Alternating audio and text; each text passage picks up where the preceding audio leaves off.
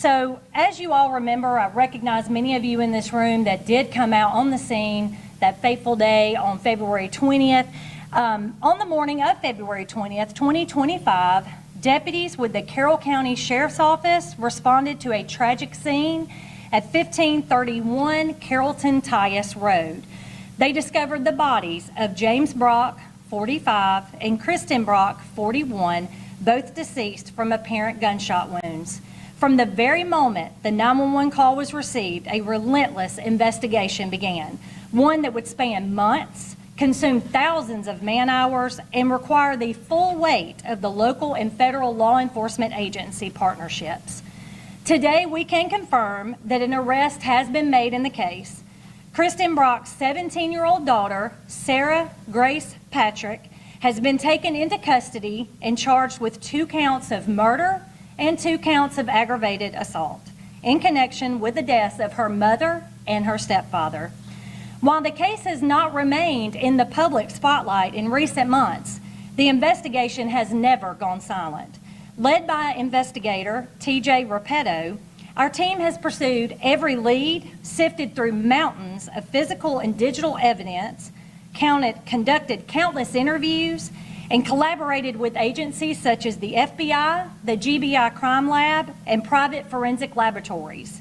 In a world where television portrays crimes being solved in under an hour, the truth here is much more complex. Real justice takes time. Time to ensure that no detail is overlooked and no stone is not turned over. Sheriff Terry Langley, alongside Captain Guy Pope and Lieutenant Jackson Lawrence, has remained committed to ensuring that justice is served in this heartbreaking case. Their leadership, combined with the tireless dedication of our investigators, has brought us to this point today. We know the public has been eager for answers, and we want to be clear. So have we. But bringing forth the truth responsibly and thoroughly is our highest obligation. We are proud of the unwavering commitment shown by every member of the Carroll County Sheriff's Office, and we stand behind the process that has led us here today. Our prayers remain with the families of James and Kristen Brock, and especially with their young daughter who was home during this horrific crime.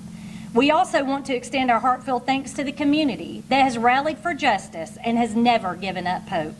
The pursuit of justice does not end today, however. It is very possible, because this remains an open and ongoing investigation, that more arrests and charges could be made. So with that, I will open this up to questions. Has she been charged as an adult? She has. And any idea what her motive was when she gave the confession? We are still working with her diligently. Our investigators have been speaking with her. It is correct that she was the one who made the 911 call, correct? Yes. At what point did investigators begin to focus on her as the suspect? So I believe in the beginning of any case, everyone's a suspect. I think I told many of you that when we were on scene that day. However, as an investigation continues and everything ebbs and flows, like I said in my press release, mountains of evidence has gotten us through here today. Lots of processing, lots of working with our law enforcement partners to get us to where we are today that honed in on her as a suspect. Do you believe that she tried to cover this up in any way over the course of these months? You know, we've even seen some videos on social media of somebody saying, you know, I'm making this message on behalf of the daughter. Do you believe she tried to get people to cover up anything? Considering that she didn't just immediately tell us what happened, yes. But who knows what's going on in a young person's mind like that.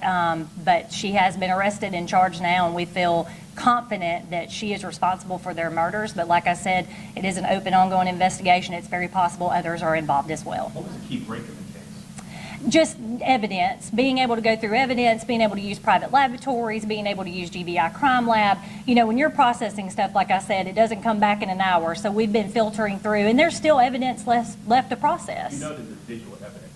I assume that's text messages, emails. Was there some type of a trail that led you that way?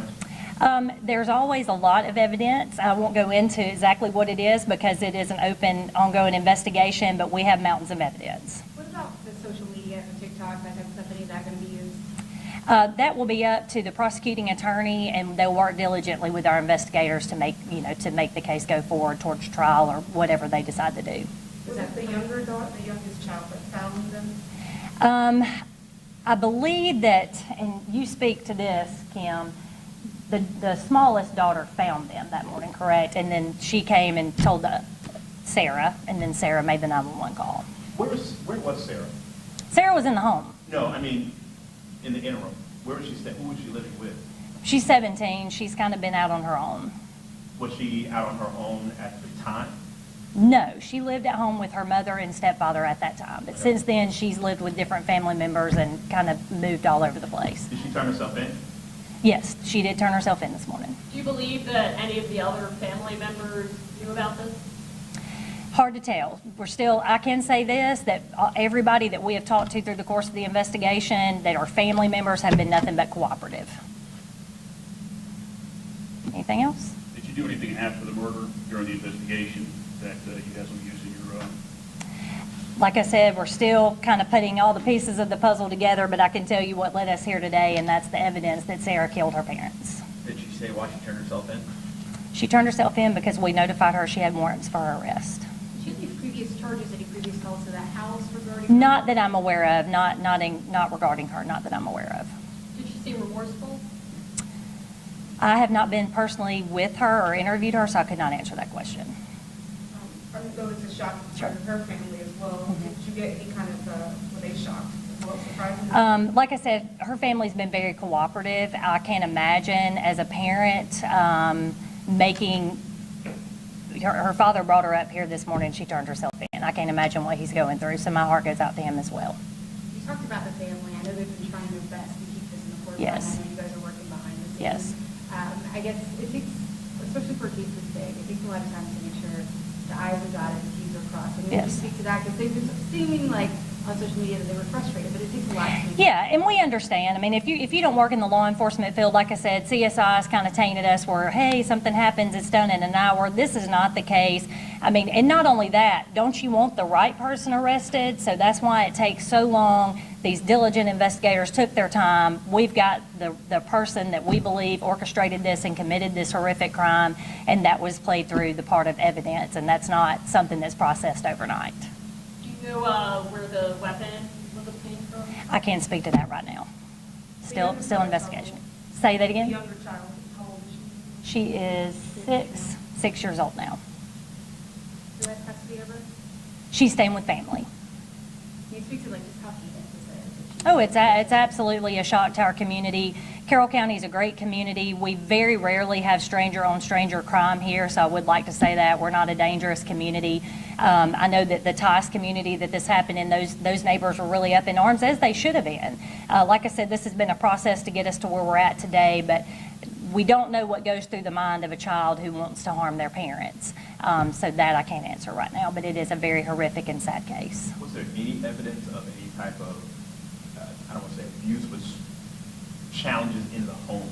Still an ongoing investigation.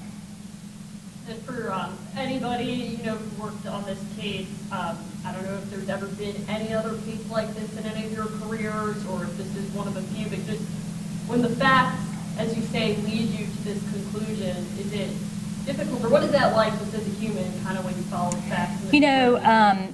Anytime you work a case where somebody's life has been cut short, James is a special case because I believe, according to his family, he had a lot of heart trouble. He'd had numerous heart surgeries.